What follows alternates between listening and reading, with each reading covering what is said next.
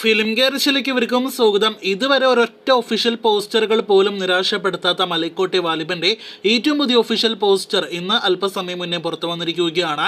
നേരത്തെ ഒരു റോഡ് സൈഡിൽ നിന്നും ലീക്കാക്കപ്പെട്ട അതേ പോസ്റ്ററിന്റെ ഒഫീഷ്യൽ HD പോസ്റ്ററാണ് ഇപ്പോഴിതാ പുറത്തു വന്നിരിക്കുന്നത്. പോസ്റ്ററിലൂടെ നമുക്ക് മനസ്സിലാക്കാൻ കഴിയുന്ന ഒരു യുദ്ധാന്തരീക്ഷത്തിന് നടുവിലാണ് മലൈക്കോട്ടെ വാലിബൻ എന്ന കഥാപാത്രമായിട്ട് ലാലേട്ടൻ എന്നാണ്. സ്ത്രീകളെല്ലാം തന്നെ രക്ഷിക്കുന്ന, ഒപ്പം തന്നെ യുദ്ധം ചെയ്യാനായിട്ട് ഒരുങ്ങുന്ന ലാലേട്ടനെയാണ് ഏറ്റവും പുതിയ പോസ്റ്ററിൽ കാണാൻ കഴിഞ്ഞിരിക്കുന്നത്. ഒപ്പം തന്നെ മണികണ്ഠനെയും ആ ഒരു പോസ്റ്ററിന് സൈഡിലായിട്ട് കാണിച്ചിട്ടുണ്ട്.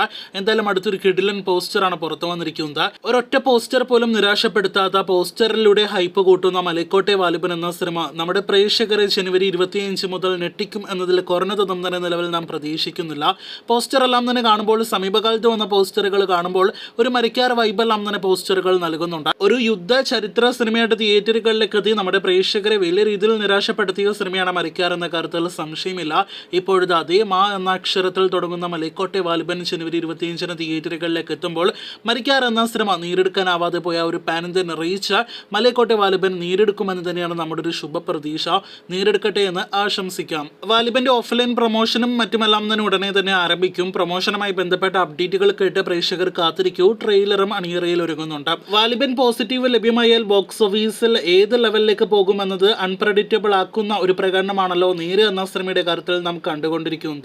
നേര് എന്ന ലാലേട്ടൻ സിനിമ ബ്ലോക്ക് ബസ്റ്റർ വിജയം നേടിയെടുത്ത സിനിമ.